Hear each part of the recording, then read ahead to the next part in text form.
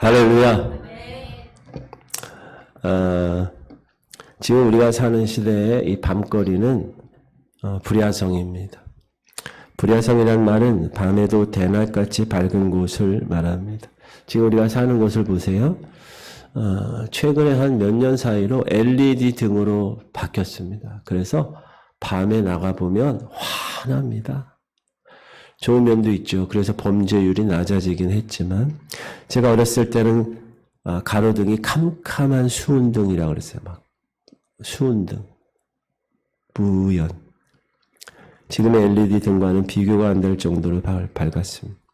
자동차 헤드라이트도 그렇고요. 그리고 밤에 24시간 업체들이 많아졌습니다. 마트들이 곳곳마다 환하게 물건들을 진열하고 있고, 24시간 무인 카페가 있고, 24시간 음식점들도 환하게 간판을 밝히고 영업을 하고 있습니다. 그런 도시의 불야성 같은 그 곳에 교회마다 세워놓은 십자가 네온 사인도 한 몫을 합니다. 우리 교회도 있잖아요. 십자가는 기독교의 상징이 되었고, 사실 기독교가 전해야 할 핵심의 메시지는 십자가입니다. 근데 과연 이 시대에 밤하늘을 붉게 물들이고 있는 십자가의 그 내용이 그 상징적인 메시지를 정말 전하고 있는지 우리가 한번 점검해 봐야 될 것입니다. 예수님은 오늘 본문에 보면 다 읽진 않았지만 해골이라는 언덕에서 십자가에 달리십니다. 해골이란 말이 아람어로는 골고다라고 그래요. 아람 언어로는, 라틴어로는 칼바리아라고 그래요. 그래서 영어권에서 이를 갈보리라고 그래요. 그러니까 골고다나 갈보리나 같은 말이에요, 여러분. 이 언덕은 사실 얼마 높지 않습니다. 6m 정도밖에 안 됩니다. 그러니까 뭐 몇 층 건물, 아파트 몇 층 건물밖에 되지 않죠. 그런데 사람의 두개골 모양을 하고 있다고 해서 해골 언덕이라는 이름이 붙여졌습니다. 거기에 세 개의 십자가가 오늘 세워집니다. 원래 이 세 개의 십자가에 달릴 죄수는 정해져 있었습니다. 그는 성경에 이들을 생학자, 강도라고 표현합니다. 근데 누가복음은 특별히 밀란과 살인을 저지른 자, 그냥 뭘 훔쳐가지고 강도, 그런 강도의 차원이 아니라 구테타를 일으킨, 그렇죠? 그런 사람들을 이야기합니다. 누가복음에서는 시작. 그들이 요구하는 자 곧 밀란과 살인으로 말미암아 옥에 갇힌 자를 놓아주고 예수를 넘겨주어 그들의 뜻대로 하게 하니라. 당시 로마 시대 때는 이 십자가의 형벌 너무나 유명했습니다. 이 로마에 대한 반란을 주도한 사람, 구테타를 주도한 사람에게 가해졌던 최악의 형벌이었습니다. 최근에 12.12 사태에 관한 영화가 나왔죠. 그 영화에 보니까 전두환이라고 이야기하는 그 영화에서 전두광이라는 사람이 나오죠. 그 사람에 대한 인물 묘사를 아주 리얼하게 했는데 구테타 이야기죠. 근데 그 구테타로 인한 그 십자가 형벌은 그 당하는 개인에게도 상당히 심한 고통을 주지만 그것을 보는 모든 사람, 지나다니면서 그것을 보는 모든 사람들에게도 가시적인 효과가 있습니다. 그래서 아주 무서운 형벌입니다. 이야, 저렇게 하다간 저렇게 죽는구나. 조심해야지. 당시 일반적으로 십자가 형틀에 처해지는 사람은 조국의 독립을 위해서 수단과 방법을 가리지 않고 로마에 대항했지만 그것 때문에 살인까지 저지르게 된 사람이었을 것입니다. 우리나라 36년간 일본에게 핍박당했을 때 그때를 생각해 보시면 되겠습니다. 그런데 왜 예수님이 이 십자가 형벌에 처해졌을까? 처음에 유대인들은 예수님을 잡아서 대제사장에게 끌고 갑니다. 당시 대제사장이 주관하는 회의체가 있는데 산헤드린 공의회입니다. 이 공의회는 종교적인 문제로 사람을 사형에 처할 권한을 가지고 있습니다. 종교적인 거예요. 그런데 그 처형 방법은 유대 종교적인 방법입니다. 뭐죠? 돌로 쳐 죽이는 거. 이렇게 죽은 사람이 누구죠? 우리가 잘 아는 스데반 집사님이죠.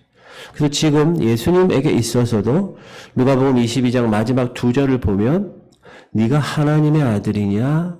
라고 고발했고 예수님이 그렇다 라고 대답하시므로 저 목수의 아들 33살의 저 놈이 하나님의 아들이라고 하는 신성모독의 죄가 성립된 겁니다. 본인이 그렇게 얘기했으니까. 읽어볼게요. 시작. 다 이르되 그러면 네가 하나님의 아들이냐? 대답하시되 너희들이 내가 그라고 말하고 있느니라. 그들이 이르되 어찌 더 증거를 요구하리요? 우리가 친히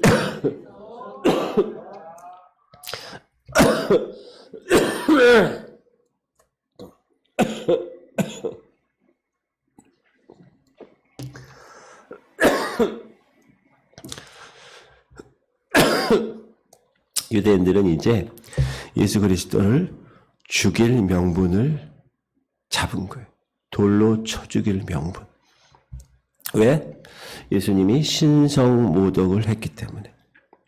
예수님 자신이 I am son of God. 난 하나님의 아들이야 라고 말했기 때문에. 그런데 이들이 생각할 때는 그것으로 충분하지가 못했다. 그들은 얼마 후에 십자가의 처형이 있을 것인데 그 십자가의 처형에 예수를 죽이자. 예수를 십자가에 죽이기를 원했습니다. 원래는 종교적인 재판에서 돌로 쳐 죽이는 건데 생각해 보니까 조금 있으면 십자가형이 있거든요.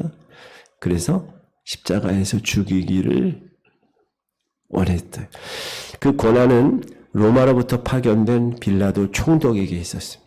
그래서 빌라도에게 데려가서 빌라도에게 고발할 때는 하나님의 아들이라고 얘기했다가 자칭 왕이라고 고발합니다. 23장 3절에 보면 네가 유대인의 왕이냐 이렇게 물어요. 네 말이 옳다. 그래서 로마에서도 하나님의 아들이 아니라 이건 종교적인 거고 그 나라의 왕이라는 구테타의 주인공으로 명분을 세워서 로마에서 십자가 형틀에 죽이게 하는 그런 음모를 꾸민 것입니다. 시작. 빌라도가 예수께 물어 이르되 네가 유대인의 왕이냐? 대답하여 이르시되 네 말이 옳다. 원래 유대 지역은 지금 로마로부터 파송된 대리인이 지금 그 왕의 역할을 감당하는 건데 자기가 유대인의 왕이라고 이야기하니까. 그래서 빌라도가 신문을 하는 걸 우리가 알지요. 근데 그럼에도 불구하고 빌라도는 이 사안이 십자가 처형을 할 만한 사양이 아니라는 것을 알았습니다. 그래서 3번에 걸쳐 4번에 걸쳐서 그에게 십자가 형틀로 죽일 만한 일을 발견하지 못했다. 나는 그를 놓아주겠습니다. 손을 씻죠. 그러나 결국 유대인들이 큰 소리를 지르죠. Crucify him. 십자가에서 죽이시오. 그 수많은 유대인들의 표를 의식했는지 판결을 굽게 합니다. 유대인들은 자신들을 지배하는 로마인들이 싫었습니다. 그러나 예수를 죽이기 위해서는 그 로마인들의 힘을 이용한 것입니다. 세상에 어떤 법원이 사형 집행을 이렇게 신속히 처리할 수 있겠습니까? 지금도 우리가 여러분 어떤 사람이 재판을 받으면 1심, 2심, 3심에서 기간이 걸리는 거예요. 근데 여기서 예수님을 죽이는 데 있어서는 부조리란 부조리는 다 행해진 거예요. 곧바로 죽이게 됩니다. 그런 판결을 통해서 예수님은 밀란과 살인을 저지른 행악자들과 함께 골고다 언덕으로 끌려가십니다. 그리고 마지막 순간에도 행악자들의 틈에 죽어야 하셨습니다. 어쩌면 예수 그리스도 그분은 의인을 부르러 온 것이 아니라 죄인을 부르러 오셨기에 마지막 순간에도 죄인들 틈에서 죽으셔야 했던 것 같습니다. 오늘 저는 이 골고다 언덕에 세워진 세 개의 십자가를 한번 여러분과 함께 묵상하려고 합니다. 이 골고다 언덕에 세워진 세 개의 십자가는 저마다 다른 사연이 있고 저마다 다른 메시지를 담고 있기 때문에 그렇습니다. 자, 첫 번째 십자가. 이 첫 번째 십자가는 마지막 순간까지 예수 그리스도를 비방한 사람의 십자가입니다. 십자가 주변에는 여러 무리가 뒤섞여 있었습니다. 그러나 대다수는 예수를 모욕하는 자들이었습니다. 근데 예수를 모욕하고 비방하는 그 카테고리가 두 개가 있어요. 두 부류가 섞여 있었어요. 하나는 하나님이 택하신 그리스도면 자신을 구원하라. 종교적인 것이고, 하나는 네가 유대인의 왕이면 네가 너를 구원하라. 정치적인 것이라는 거예요. 자, 35절을 보면 시작. 이르되 네. 35절 시작. 백성은 서서 구경하는데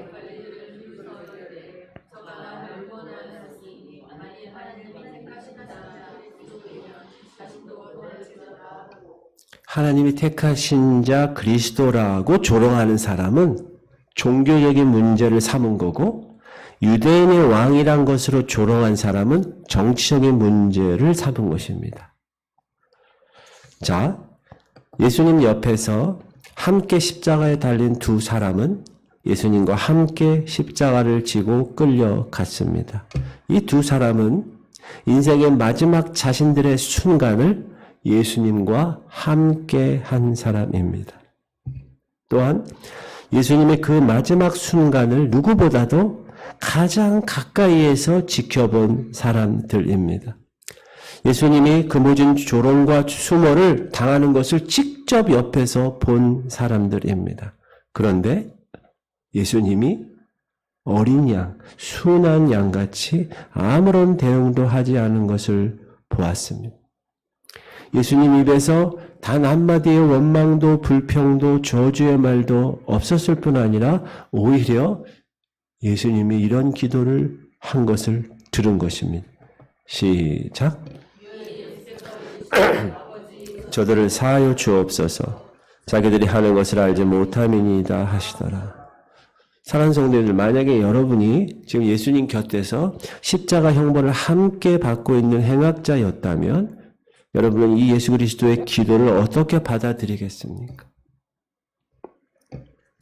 예수님 곁에 있는 십자가의 이 두 사람은 생애 가장 처절한 고통의 순간에 가장 은혜의 기회를 얻은 것입니다. 너무나 아이러니한 거죠? 가장 고통스러운 그 장면에서 은혜의 순간 예수님을 만날 수 있었던 것입니다. 그러나 마지막 순간이라도 그 기회를 주시고자 하는 것이 하나님의 마음이 아닐까 싶습니다. 이 두 사람은 최소한 6시간 이상을 예수님 곁에 있었습니다. 예수님 곁에서 예수님의 숨소리를 듣고 예수님의 신음소리를 들으며 예수님의 기도 소리를 들었습니다. 사실 예수님 곁에서 죽을 수 있다라는 것은 축복일 수 있습니다.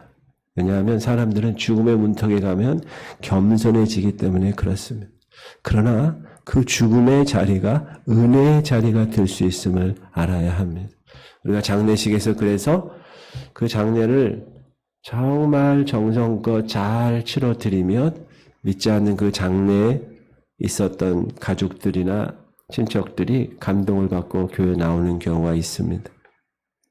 그런데 한 사람, 그 두 사람 중에 한 사람은 예수님의 이런 모습이 위선이라고 생각했는지 끝까지 그 기회를 거부합니다.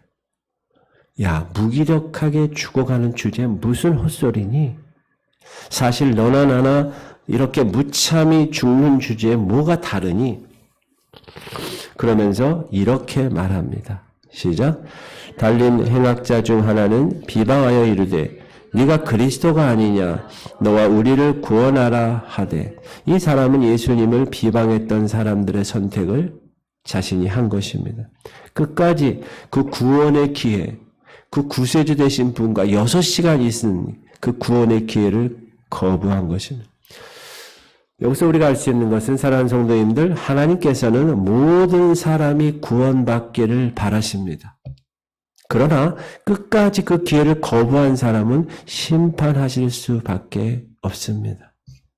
이렇게 이 골고다에 세워진 3개의 십자가 중에 첫 번째 하나의 십자가는 심판의 십자가였습니다. 두 번째 십자가는 예수께 긍휼을 구한 용서의 십자가였습니다. 반대편에서 이 모든 것을 듣고 있는 행악자가 예수를 비방한 자를 오히려 책망합니다. 이 사람은 예수님과 함께 있었던 6시간에 예수 그리스도를 보고 변화되기 시작했습니다. 예수님은 이 사람에게 설교하지 않았습니다. 믿습니까? 하며 힘주어 묻지도 않았습니다. 그러나 예수님과 함께 있었던 것만으로도 분명한 변화가 그 사람 마음 가운데 일어난 것입니다. 여러분, 위경이라고 들어보셨죠? 성경 66권을 정경이라고 캐논이라고 하는데 그 정경에 들어가지 않는 성경들을 위경이라고 합니다. 그런데 그 위경에 보면 니고데모서가 있고 아라비아 복음도 있고 도마 복음도 있고 빌라도 행전도 있고 이런 게 있어요. 위경에서. 근데 그 위경에서는 이 십자가에 달릴 행악자 2사람의 이름을 기록하고 있습니다. 그 이름이 예수님을 비방한 사람은 기스마스고 기스마스를 책망한 사람이 디스마스라고 기록되어 있습니다. 유대 역사가 요세푸스라고 여러분 들어보셨죠? 그가 이 2사람이 로마 통치에 대항하여 싸웠던 열심당원이라고 기록하고 있습니다. 그러니까 이 2사람은 자신이 옳다고 생각했던 것을 위해서 평생 싸워왔던 사람입니다. 그런데 마지막 순간 한 사람은 예수님을 비방했고 한 사람은 예수님께 긍휼을 구하며 삶을 마감하고 있는 것입니다. 마지막 순간에 이 사람은 이렇게 말합니다. 시작. 하나는 그 사람을 꾸짖어 이르되 네가 동일한 정죄를 받고서도 하나님을 두려워하지 아니하느냐. 우리는 우리가 행한 일에 상당한 보응을 받는 것이니 이에 당연하거니와 이 사람이 행하는 것은 옳지 않은 것이 없느니라 하고 자신들은 자신들의 행한 일에 대해서 판결을 받는 거예요. 거기에 합당한, 거기에 상응하는 판결. 무슨 말이죠? 마땅하다는 거. 아마 조금 전까지는 자기가 십자가에 달려있는 그 상황을 억울하다고 생각했을 것입니다. 야, 끝내 조국을 위해서 대업을 이루지 못하고 죽는구나. 그런 생각을 했을 것입니다. 그렇게 당당할 줄 알았는데 죽음의 공포 앞에 서 있어서 보니 무너지는 자신을 발견했는지도 모릅니다. 그런데 그 사람이 예수님과 6시간 십자가에 있으면서 곁에서 보고 그 마음 가운데 변화가 일어난 것입니다. 스스로에 대한 자각이 일어난 것입니다. 자신의 잘못됨을, 자신의 죄인됨을 인정하게 된 것입니다. 사랑하는 성도님들, 사실 어느 누구든 마지막 하나님의 심판대 앞에 섰을 때 핑계할 수 있을까요? 핑계할 수 없습니다. 여러분 꼭 그거 생각하고 사세요. 내가 그리스도의 심판대 앞에 쓸 날을 꼭 그때 보고할 그날을 꼭 의식하며 사십시오. 여러분 뭘 보고하시겠습니까? 그때는 핑계할 게 없는 거예요. 내가 산 삶에 대해서. 십자가에 어마어마한 형벌이 내려지더라도 그 밑에서는, 그 앞에서는 핑계할 수가 없는 겁니다. 그런데 예수님은 십자가의 형벌을 받을 만한 어떤 죄도 지으신 분이 아니라는 것, 이 행악자는 그것을 깨닫게 된 것입니다. 그래서 자신의 생의 마지막 순간에 예수 그리스도를 만난 것입니다. 자신이 그렇게 원했던 새로운 나라, 그렇게 원했던 로마로부터의 자유를 원했지만 그렇게 찾았던 자유, 그렇게 원했던 자유가 예수님 안에 있구나라는 것을 깨닫게 된 것입니다. 그래서 그는 이렇게 고백하죠. 시작. 이르되 예수여 당신의 나라에 임할 때 나를 기억하소서 하니. 자기가 이 세상에서 찾았던 그 자유, 그렇게 원했던 그 자유가 예수님 안에 있는구나를 깨달아. 그래서 당신의 나라라는 말을 이야기하는 거예요. 아마 이 행악자도 예수님에 대한 소식을 들었을 것입니다.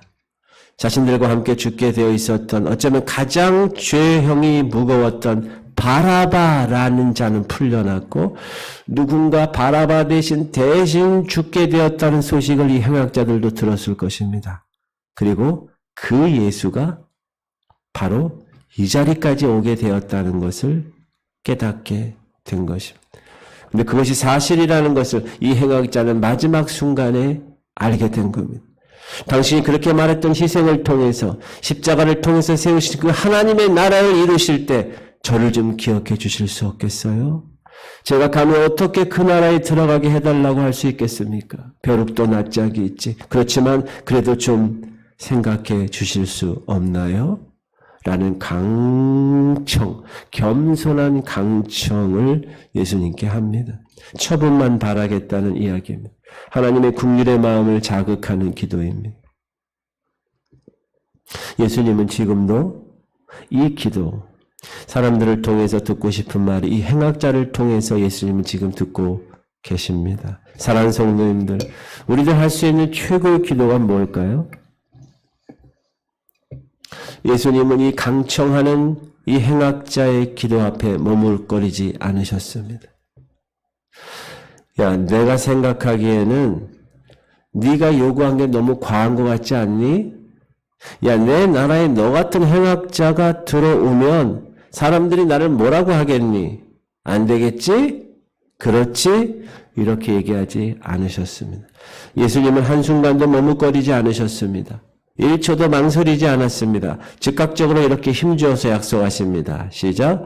예수께서 이르시되 내가 진실로 내게 이르노니 오늘 네가 나와 함께 낙원에 있으리라 하시니라. 망설이기는커녕 정말 듣고 싶었던 말씀.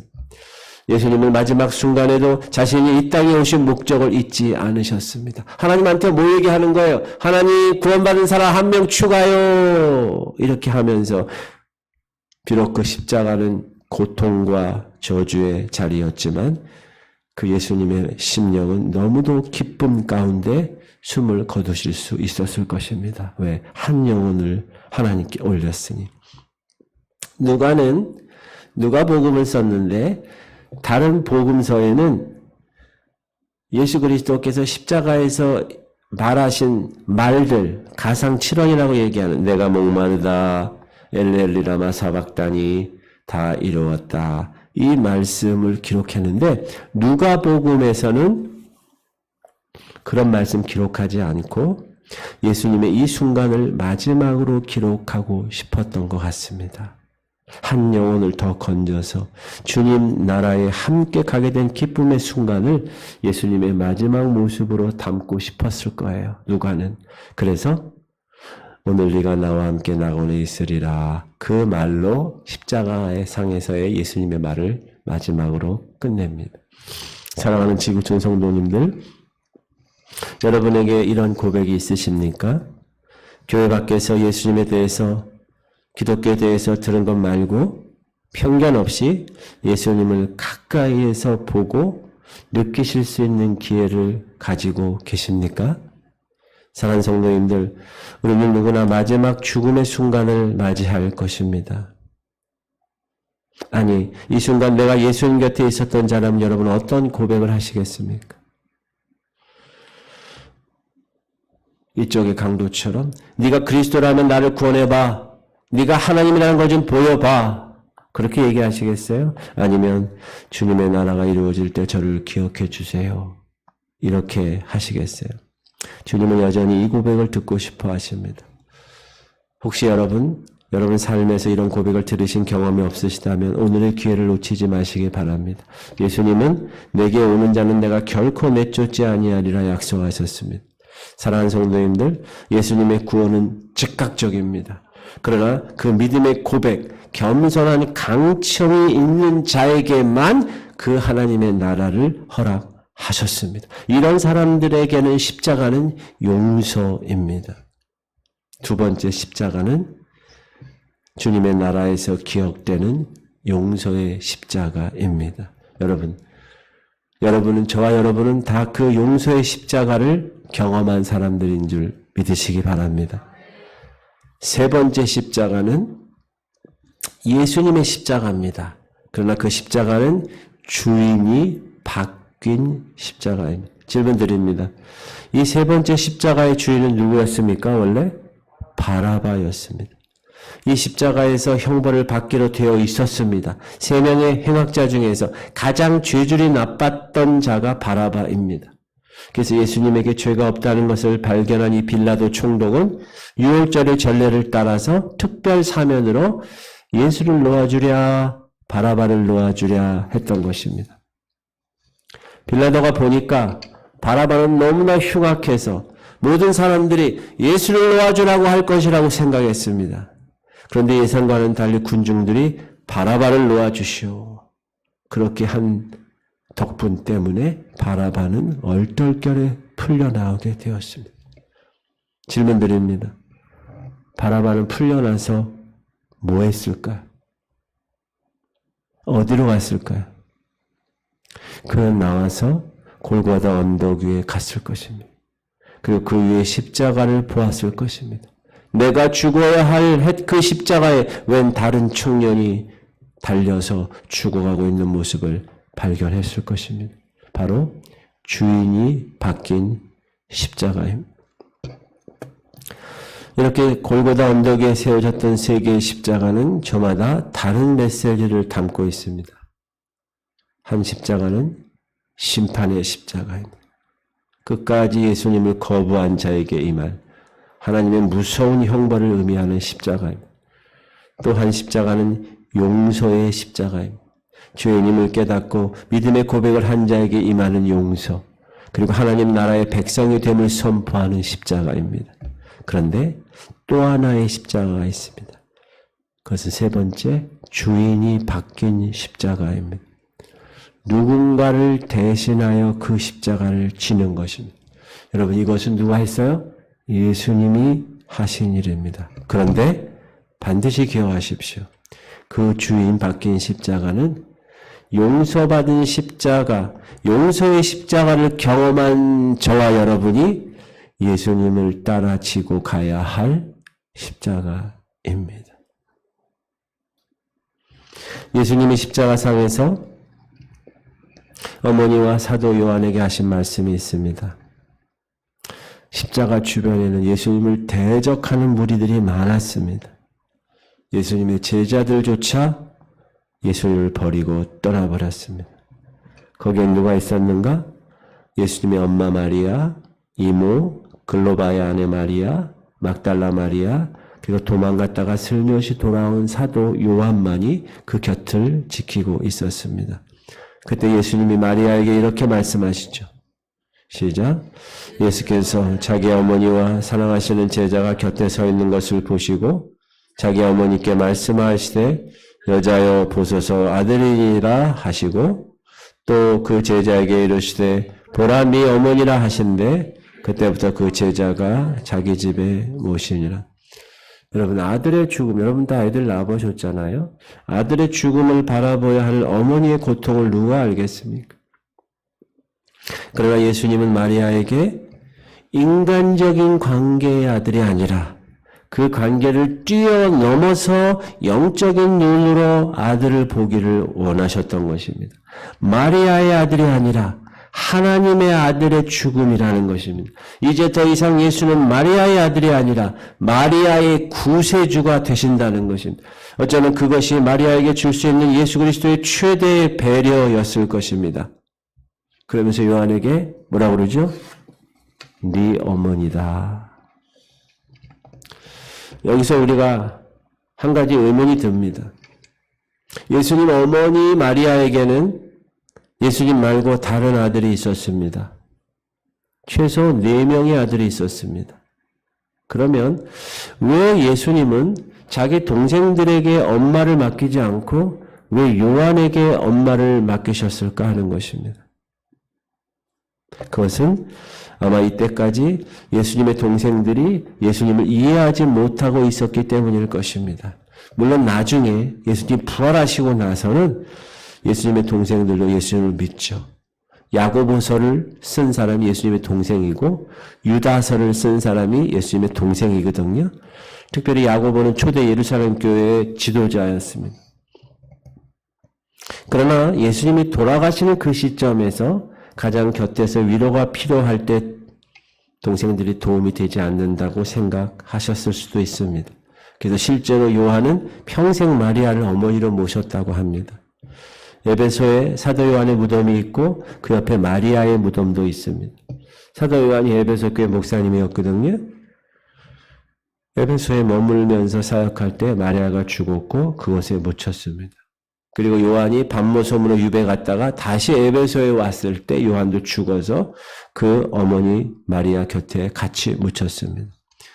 요한은 평생 자신의 어머니로 마리아를 모셨습니다. 그래서 어떤 사람은 요한이 사도들 중에서 가장 오래 산 이유가 예수님의 어머니 마리아를 모시기 위함이 아니었냐라고 말하는 사람도 있고, 다른 사도들은 일찍 순교했는데 요한이 예수님의 어머니 마리아를 어머니로 모셔야 하기 때문에 가장 오래도록 살게 하신 것이 아니냐 말하는 사람도 있습니다. 어떤 사람은 예수님이 요한이 가장 오래 살 것을 알았기 때문에 요한에게 어머니를 맡겼다는 말도 있습니다. 어찌되었건 바뀐 어머니를 모시고 산 것입니다. 누가? 요한은. 사랑하는 성도님들, 우리에게도 이런 일이 필요합니다. 내 부모, 내 형제, 내 자녀, 내 조국이 아니더라도 그들을 나의 부모로, 나의 형제로, 나의 자녀로, 나의 조국으로 여기며 사는 사람들이 필요하다는 것입니다. 새로운 영적인 가족입니다. 요한에게 돌봐야 할 새로운 어머님이 생긴 것처럼 우리에게도 예수님 때문에 새롭게 생긴 가족이 있습니다. 우리는 예수님 때문에 바뀐 인생들을 사는 사람들입니다.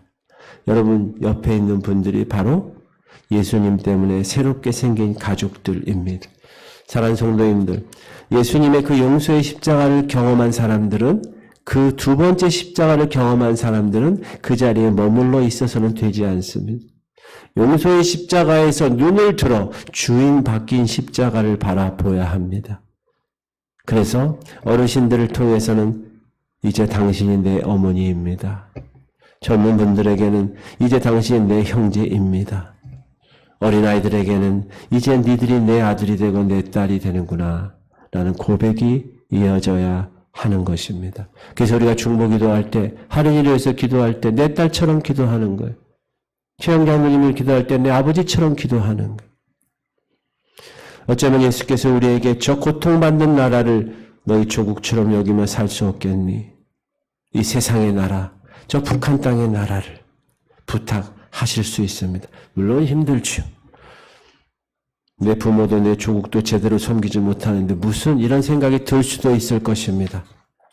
그러나 한 번에 확정되지는 않지만 조금씩 마음의 문을 열고 예수께서 살아가셨던 삶의 방식대로 내 마음에 받아들이게 되면 조금씩 우리의 삶은 용서의 십자가를 넘어서 주인 바뀐 십자가를 통해서 예수님을 닮아간 성도들이 될 것입니다. 여러분, 그런 주인공들이 되시길 바랍니다. 하나님은 우리 30년 전에 우리 지구촌 성결교회 공동체를 묶으셨습니다. 사랑으로 지금까지 인도하셨습니다. 예수님 때문에 만난 가족들입니다.